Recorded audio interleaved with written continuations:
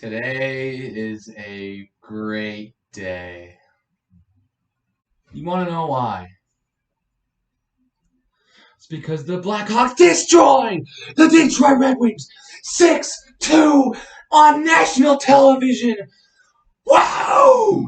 Hawks win over the Detroit Red Wings. Get out of town. You ain't coming out with any wins. Lankinen, Suter came out big, flying for this team today, and we look unstoppable. What a game. Another team win. And they looked even better than they did on Friday. Can you believe this? They look like garbage, letting up 5 goals in the first 4 games. They come home opener, and they played the Detroit Red Wings and let up 3 goals in 2 games while scoring 10. Wow. What a job done by this team. And it wasn't the stars who came through.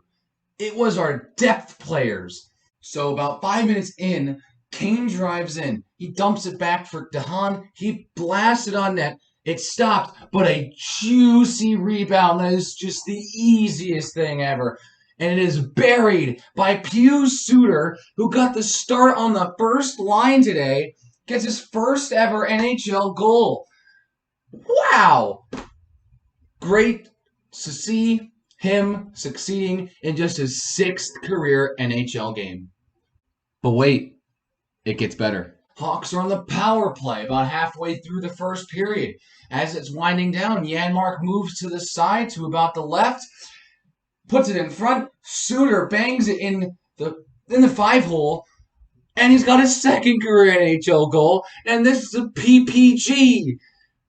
2-0 Blackhawks. And that would be the score at the end of the first period.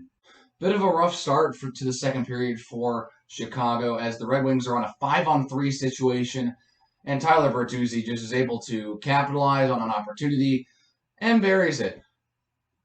It's a 5-on-3.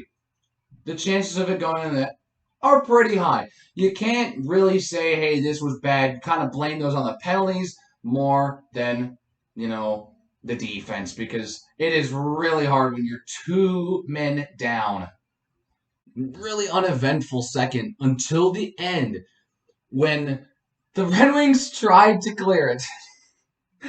They tried to clear it after a shot, and on the clear, it goes right to Connor Murphy. He walks in and fires it past Bernier. It's 3-1 Blackhawks.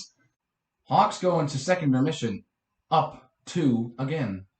Not even a minute into the third period, Patrick Kane, doing some fancy dangles like he normally does, comes around the left side, just a perfect pass to Mattias Janmark, and he bangs it in for his first real goal for the Chicago Blackhawks. It's 4-1. It can't get any better than this. Oh, but it does, my friends. It gets much, much better. It gets a little worse before it gets better, though, because the Red Wings are on the power play again. Tyler Bertuzzi is able to bang it in again. I mean, we're up by 3. We let them score. This is what we did in the last game. They were up 3-0. Larkin scored. Now it's Bertuzzi. He bangs in the power play goal. Really hard shot to stop for Lankinen. I don't even know how he got that shot off. But regardless, it's 4-2 Hawks now. But this is where it gets good. Suter moving into the zone. He dumps it back for Kane. He takes his shot, and there's a scramble in front, and Jonathan Bernier is able to turn it aside, and they stop that chance, which is good news for them because Suter almost got a hat trick there.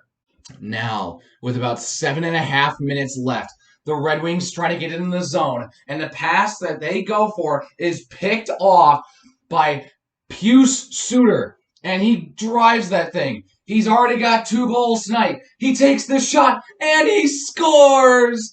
Pius Suter with his first ever career hat trick. His first 3 career goals. He scores a hat trick in this one, and my goodness, he looks fantastic. Pius Suter went from someone I was looking at the first game on the lineup and had no clue who he was to Probably one of my favorite players now because he's the rookie guy who just got the hat trick against the Red Wings for the Blackhawks. Pius Suter, welcome to the club. A little fun fact about Pius Suter I didn't know until today. He came from the same Swiss league that Dominic Kubalik came from when last year Kubalik was a rookie as well. Kubalik led that league in points before he came to the Blackhawks. Suter did the exact same thing. Then very next year, it was Suter who led that Swiss league in points. And now he's at the Hawks, and he's looking really good he scored a hat trick. First one by the Hawks this year, one of the first of the year. How about that? It gets even better. Kenny Albert totally jinxed it. He's talking about 5-2 Blackhawks as Kurashev puts it on Bernier. He makes the save. He gets his own rebound and bangs it in. And it's 6-2 Philip Kurashev with his second goal of the season and second career NHL goal. And now the Hawks are up 6-2. Can this day get any better? A bit unfortunate, but that's where the greatness stops. As the clock runs out, and the Chicago Blackhawks just flipped the script, looked like trash for 4 games, but have turned it around against the Red Wings and just dominated this team, really exposing them and saying, keep making fun of us, we're the worst team in the league. You play like this, sure, it may have been against the Red Wings, but that's a confidence booster right there. It's what I say when the Bears beat the Lions. It's always a good day when Chicago beats Detroit. It's usually just a constant confidence booster. We've got Nashville next. Nashville is Nashville. We all know what they did a handful of years ago to us when we were the 1 seed in the Western Conference and they were the 8. We all know the pain of 2017. The Hawks-Predators rivalry has really blown up in these past few years, actually. It's very interesting to see. Now the NHL has been giving this rivalry a lot of attention. And personally, Nashville has become one of my most despised teams outside of St. Louis and Detroit. I think my next team on that list would probably be Nashville at this point. I don't know who it is anymore. I can't really say it's someone like Minnesota because, whenever we faced Minnesota in the playoffs, we kicked their butts. So there's no heartbreak with the Wild. Plus, I love their logo, which is a big plus for me. That logo is genius. The Jets, it's the Jets. We haven't played them too much. We haven't played them in the playoffs. We just play in the regular season. We don't really, recently we haven't done well against them, but what have they done to us? Except take Dustin Byfuglien from us. But, oh, wait, they were the Atlanta Thrashers before they took Byfuglien. The Dallas Stars? Not really. The Colorado Avalanche? I actually really like the Colorado Avalanche. That's the frustrating part about this division is that, teams like Dallas and Colorado, I like those teams.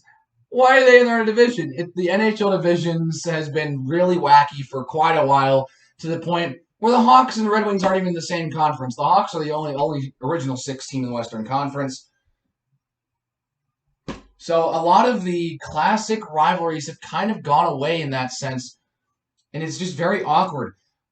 Obviously, we're still able to have really good rivalries with the Blues, with the Predators, but now it's just not the same that it was back then. Obviously, I wasn't around for a lot of those, great historic matchups because A, I wasn't alive, 2, I wasn't following hockey at that point.